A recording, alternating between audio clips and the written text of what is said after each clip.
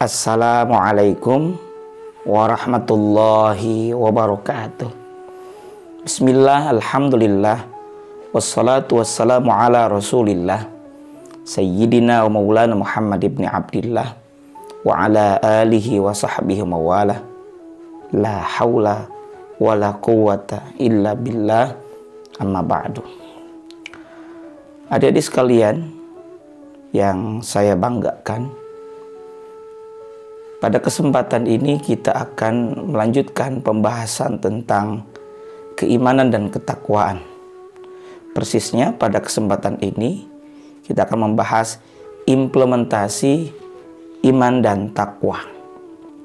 Ketika kita bicara implementasi, berarti kita sedang membahas penerapan keimanan dan ketakwaan dalam kehidupan sehari-hari, utamanya dalam menghadapi problematika kehidupan di masyarakat modern. Kita akan membahas problematika, tantangan, risiko kehidupan modern, dan bagaimana peranan iman dan takwa dalam menjawab problem dan tantangan kehidupan modern. Pertama, mari kita bahas dulu, kita review iman dan takwa. Iman menurut para ulama adalah satu kesatuan dari tiga hal. Tasdiqun bil qalbi, membenarkan dengan hati. Yang kedua, wa iqrarun bil lisan, mengikrarkan dengan lisan. Yang ketiga, wa amalun bil arkan, ay bil jawarih, mengamalkan dengan seluruh anggota tubuh. Berarti ketika kita beriman, tidak cukup hanya berkata aku iman saja, apalagi hanya di hati saja, harus diimplementasikan dalam bentuk amal. Nah, kemudian iman ini diwujudkan dalam bentuk takwa.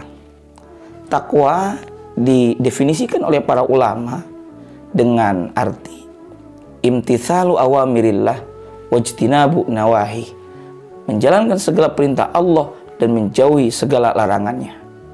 Nah, implementasi dua hal ini, takwa dengan dasar iman, ini mestinya bisa menghadang, menjawab tantangan zaman, utamanya lagi menghadapi problem kehidupan.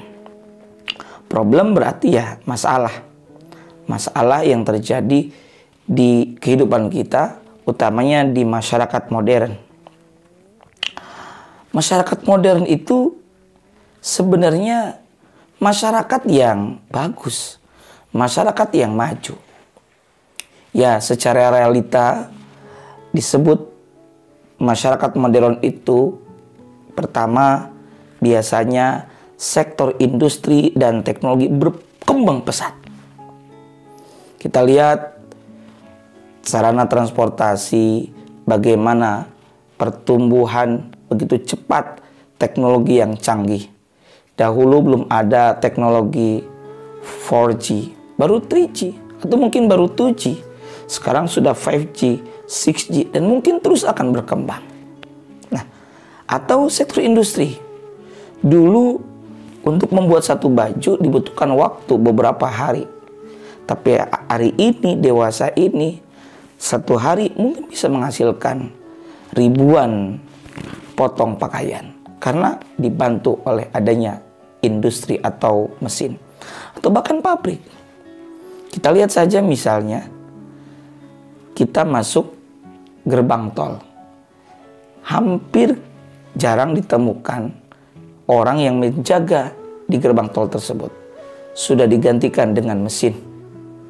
Nah, tantangan ini di masa modern dengan adanya sektor industri dan teknologi berkembang sangat pesat, harus diimbangi dengan adanya keimanan dan ketakwaan. Jangan sampai manusia yang memiliki hati dan Allah anugerahkan otak atau akal pikiran kemudian menjadi seakan seperti robot. Betul bisa mengerjakan dengan cepat, tapi tidak memiliki hati. Dengan iman, ini harus bisa menjawab problem kehidupan di masyarakat modern. Yang kedua, satu masyarakat modern itu biasanya ditandai dengan adanya urbanisasi.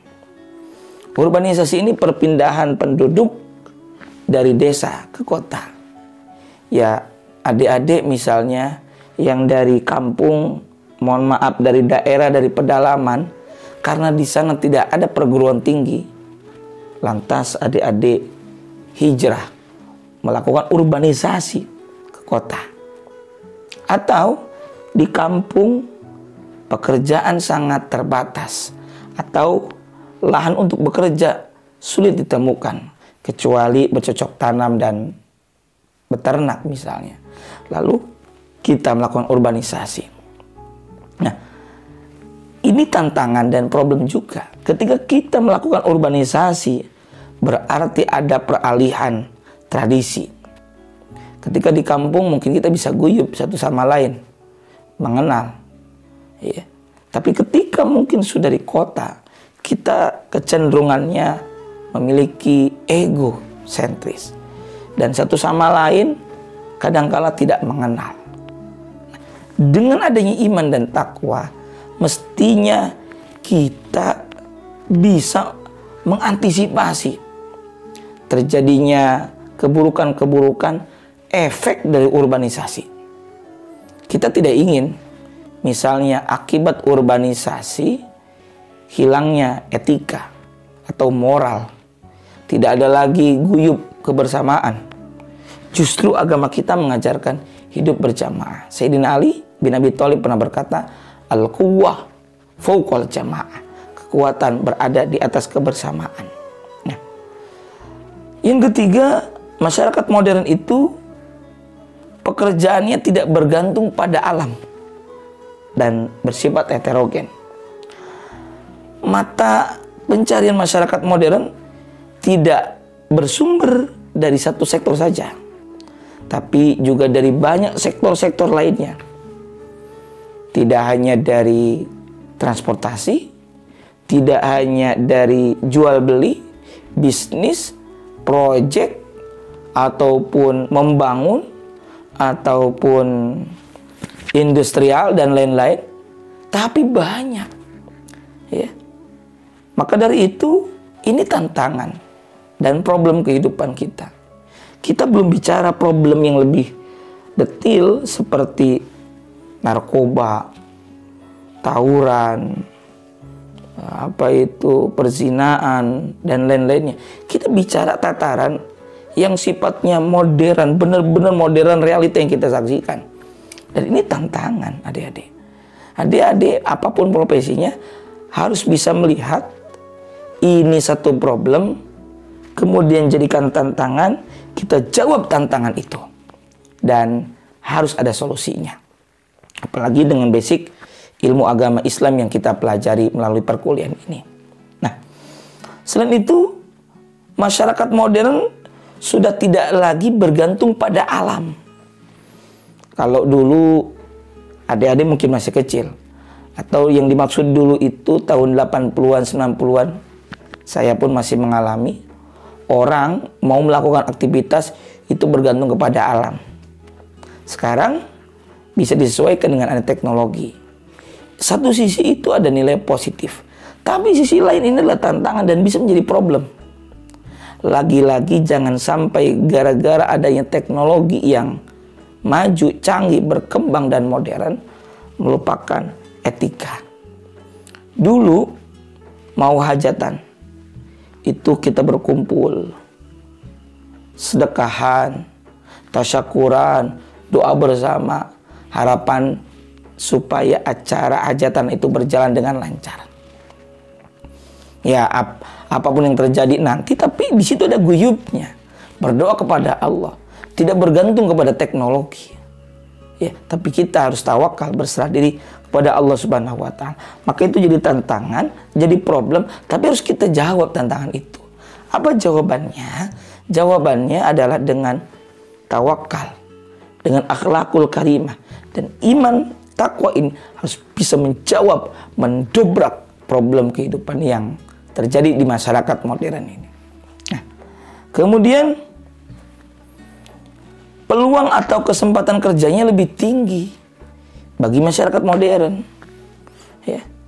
Masyarakat modern di masa kini itu sangat mengutamakan hasil yang maksimal dan inginnya serba cepat. Tentunya dengan tenaga kerja yang banyak, hasilnya ya akan lebih cepat dan maksimal. Apalagi dibantu dengan adanya mesin. Sebab hari ini orang bicara M, man, M, money, M, mesin, dan M, satu lagi method. Ini hal yang penting. Jangan lupa manusianya, jangan hanya gara-gara ada robot, mesin, komputer, lupa dan dikalahkan ini manusia. Manusia bukan robot, punya hati, punya akal. Maka di dalam hati itu ada keimanan dan diaplikasikan dalam bentuk ketakwaan. Nah, peluang kesempatan kerja di masa modern memang lebih luas, lebih besar. Tapi jangan lupakan agama. Saya teringat dengan hasil diskusi kita di awal perkuliahan.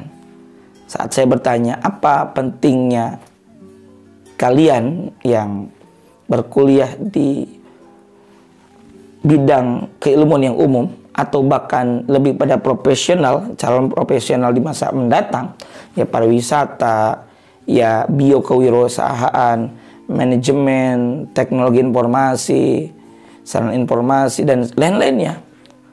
Ada yang menjawab, satu, biar tahu barokah. Dua, dengan ilmu agama kita tidak lupa Allah, bahwa Allah yang memberi rezeki. Yang ketiga, supaya kita bertawakal, berserah diri kepada Allah. Yang keempat, di agama diajarkan silaturahim, sehingga dengan silaturahim itu banyak teman, banyak saudara, banyak koneksi, dan membangun jejaring. Nah, ini sebenarnya adalah tantangan sekaligus dijawab dengan adanya iman takwa, yang ini adalah bagian dari agama. Ya. Kemudian di masyarakat modern itu biasanya ada stratifikasi sosial. Nah, dalam masyarakat modern, meskipun mungkin di antara kita secara fisiknya di perkampungan, tapi karena ada pengaruh dari sosial media, dari teknologi informasi, dari tayangan televisi, radio, dan saluran-saluran lainnya, kita terbawa seakan-akan menjadi orang modern. Nah, dalam masyarakat modern, stratifikasi sosial atau pembagian kelas sosial berdasarkan ekonomi itu nampak jelas. Yang kaya, yang miskin, ada ibu-ibu sosialita, ada ibu-ibu arisan, dan sebagainya. Nah, pembagian kelas sosial ini memperlihatkan dengan jelas adanya kesenjangan antara si kaya dan miskin. Lalu bagaimana tantangan dan problem ini dijawab oleh agama kita? Islam hadir bukan untuk membuat gap jarak antara kaya dan miskin, tapi justru membuat keduanya menjadi rekat dan dekat dengan adanya mekanisme zakat. Itu di agama kita diajarkan. Bukti kita beriman dan bertakwa apa? Ya. Dalam surah Al-Baqarah ayat ketiga, ketika bicara orang-orang bertakwa, alladzina yu'minuna bil ghaibi wa yuqimunas salata wa mimma razaqnahum yunfiqun. Wa mimma, dan dari apa saja, razaqnahum, yang telah kami, kata Allah, rezekikan kepada mereka, yunfiqun, mereka infakkan, bagikan, sedekahkan, zakatkan, dibagi. Ini dijawab tantangan dan problem masyarakat modern dengan adanya zakat, infak, maupun sedekah. Jadi masyarakat modern yang ada kelas-kelas sosial, justru hadirnya Islam dengan adanya iman dan takwa, terjawab tantangan dan problem tersebut. Kemudian di masyarakat modern itu biasanya tersedia dengan lengkap aneka macam fasilitas perkotaan yang memadai tentunya. Nah, karena masyarakat modern itu identiknya ya selalu dengan negara maju. Bukan sekedar berkembang, tapi maju. Apa salah satu indikatornya? Ya bisa dilihat dari fasilitas perkotaan yang memadai. Ya, kita yang ada di Bogor ada sarana transportasi, di beberapa titik area publik ada wifi ataupun sarana internet. Kemudian yang ketiga, adanya ruang publik yang terbuka. Ada taman, ada lapangan, ya, ada ruang terbuka hijau. Kemudian sampai sekarang cuci tangan tuh banyak. Itu fasilitas yang memadai. Ada halte, ada taman baca, ya, ada tempat atau spot-spot untuk bersuap foto. Itu bagian dari fasilitas perkotaan yang memadai. Ya belum lagi kalau kotanya benar-benar metropolitan, megapolitan dan sebagainya. Itu biasanya tersedia. Hanya jangan lupa bahwa ini pun adalah tantangan sekaligus problem yang harus dijawab. Bagaimana tantangan ini kita jawab? Ya, tentu dengan menjaga fasilitas-fasilitas yang ada. Jangan sampai fasilitas-fasilitas ini tidak dirawat. Ingat, agama kita mengajarkan an-nadhafatu minal iman. Kebersihan sebagian dari iman. Atau dengan redaksi lainnya, at-tahuru syatrul iman. Syatrul iman itu berarti separuh dari keimanan. Sebab cabang iman itu ada 77. Kita pernah bahas di pertemuan terakhir. Dan salah satu cabang iman itu adalah membersihkan, baik itu yang zahir maupun yang batin. Yang zahir yang nampak seperti lingkungan kita, yang batin berarti ya hati kita. Jadi tersedia fasilitas bagus, tapi jaga ya. Juga jangan sampai banyaknya fasilitas dan ini menjadi area umum, kita tidak menghargai satu sama lain terhadap masyarakat atau orang yang ada di kanan kiri kita. Tentu ini harus dikedepankan etika, karena agama kita mengajarkan akhlak. Di dalam agama kita ada namanya arkanuddin, rukun-rukun agama. Ada 3, 1 iman, 2 Islam, 3 ihsan. Ini pernah ditanyakan oleh Nabi kepada malaikat ini pernah ditanyakan oleh malaikat Jibril kepada Nabi Muhammad ketika berada di tengah para sahabat. Jadi datanglah malaikat menyerupakan seorang laki-laki datang, dan tujuannya memang untuk memberikan pengajaran untuk yang lainnya. Beliau kemudian membuat fragmen percakapan dengan Nabi, tanya tentang iman, Islam, ihsan. Iman itu berarti tentang keyakinan, ketauhidan kita.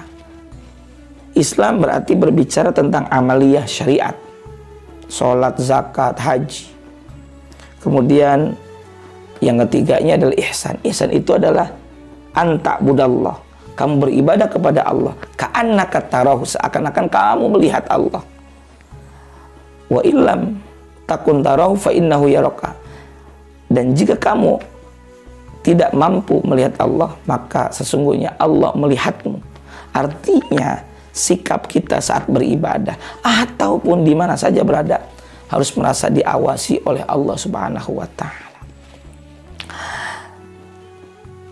Tantangan modern selanjutnya di masyarakat modern itu, diantara karakteristiknya adalah kita lihat satu realita bahwa masyarakat modern itu kecenderungannya adalah bersikap individualistis. Sikap individualistis ya ini biasanya melekat pada masyarakat modern. Sebaliknya, sikap kolektif masih melekat erat pada masyarakat tradisional. Ya ada apa-apa guyup bareng, ya nonton TV bareng dulu tuh tahun 80-an. Ya. Alasannya karena masyarakat modern lebih banyak mementingkan kepentingannya sendiri dibanding kepentingan umum. Ini tentu satu hal yang kurang baik jika mementingkan diri sendiri.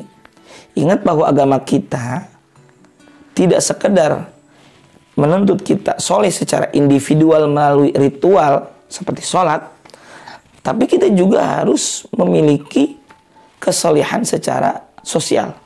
Jadi ada soleh secara individual ritual melalui sholat, dan ada kesolehan secara sosial, yakni dengan masyarakat. Lihat wa aqimus shalah wa atuz zakah. Surah Al-Baqarah ayat 43. Dan dirikanlah oleh kalian sholat dan tunaikan zakat. Berarti sholat sering bersanding dengan ayat zakat itu karena agama kita menghendaki supaya kita peduli kepada sesama. Jangan egois, jangan individualistis, ya. Harus peduli terhadap sesama. Nah, ini kata kuncinya, peduli. Jangan individualistis. Kita ini hidup berjamaah. Bukti bahwa iman dan takwa adalah kita berjamaah. Apalagi agama kita mengajarkan sholat berjamaah. Yeah. Lalu ada lagi termasuk karakteristik masyarakat modern adalah gerak mobilitas yang tinggi, tingkat pendidikan yang lebih baik, tadi adanya industrialisasi serta terbukanya peluang kerja yang luas membuat gerak mobilitas pada masyarakat modern lebih tinggi. Artinya masyarakat suka atau sering berganti pekerjaan. Kita punya tetangga sekitar sebulan 2 bulan yang lalu masih bekerja di kantor. Lalu ada rasionalisasi tanda petik itu di PHK, dirumahkan. Akhirnya bekerja menjadi buruh pabrik. Sebulan ke depan gulung tikar pabriknya. Sebulan selanjutnya orang tersebut berprofesi sebagai ojek online. Kita tidak pernah tahu memang, ya, apa yang akan terjadi di masa selanjutnya. Tapi di masyarakat modern ini gerak mobilitasnya tinggi. Ganti-ganti pekerjaan itu hal yang lumrah. Atau gerak dalam pendidikan itu juga sama. Ada orang yang bisa hari ini dia kuliah, ya, besok ternyata dia ambil 2 jurusan, bisa saja, ya, kalau mampu. Atau hari ini dia kuliah, besok dia DO misalnya. Artinya ini gerak mobilitas juga yang tinggi, bisa berpindah dari satu titik ke titik yang lain, dari satu profesi ke profesi yang lain. Nah, ini adalah di antara karakteristik masyarakat modern. Dan kita harus jawab problem-problem ini dengan adanya iman dan takwa. Nah, takwa ini pada dasarnya, kita masuk ke dalam takwa nih, bahasan takwa. Kemudian saya bahas secara global, dan tadi sudah rinci sebenarnya, kita tambah lagi. Takwa itu adalah muara dari setiap ibadah. Apapun ibadahnya selalu takwa biasanya. Puasa, ya ayyuhalladzina amanu kutiba alaikumusyiyamu kama kutiba alal ladzina min qablikum la'allakum tattaqun. Takwa. Atau umumnya ibadah. Dalam surah Al-Baqarah 21 Allah berfirman, Bismillahirrahmanirrahim. Ya ayyuhan nasu ubudu rabbakumul ladzi khalaqakum wal ladzina min qablikum la'allakum tattaqun. Hai manusia, hai sekalian manusia, sembahlah Tuhanmu yang telah menciptakanmu dan menciptakan orang-orang sebelum kamu agar kamu bertakwa. Nah, ada beberapa nilai-nilai takwa yang bisa kita implementasikan dalam kehidupan sehari-hari. Pertama, takwa adalah pondasi kepribadian yang paling kuat. Sebagaimana digambarkan di dalam Al-Quran bahwa masjid akan bertahan dari berbagai terpaan adalah masjid yang dibangun di atas dasar ketakwaan. Dalam Al-Quran surah At-Taubah ayat 108, A'udzubillahi samii'il 'aliim minasyaitonir rajim. La taqum fihi abada. La masjidun ussisa 'ala taqwa min awwali yaumin ahaqqu an taquma fihi. Fihi rijalu yuhibbuna ay yatatahharu wallahu yuhibbul mutahhirin. Shadaqallahul azim wal ma'na Allahu a'lam bimuradi. Janganlah kamu sholat dalam masjid itu selama-lamanya.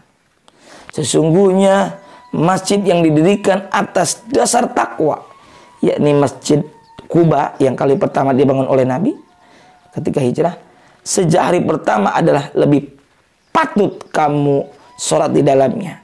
Di dalamnya masjid itu ada orang-orang yang ingin membersihkan diri. Dan sesungguhnya Allah menyukai orang-orang yang bersih. Nah, masjid dibangun dengan asas takwa. Karena itulah orang yang membangun dirinya dengan asas takwa, maka dia akan menjadi pribadi yang kuat. Tidak akan mudah goyah meskipun sedang berada di masyarakat modern dengan hingar-bingar perkotaan. Yang kedua, membangun keluarga yang ideal. Dalam artian bahwa keluarga yang ideal akan berdiri kokoh manakala didirikan di atas pilar ketakwaan. Jangan sekedar pahami bahwa keluarga itu hanya terdiri dari ayah, ibu, anak. Tidak. Kita sering bilang di kampus keluarga besar, Institut Bisnis dan Informatika Kesatuan, keluarga besar.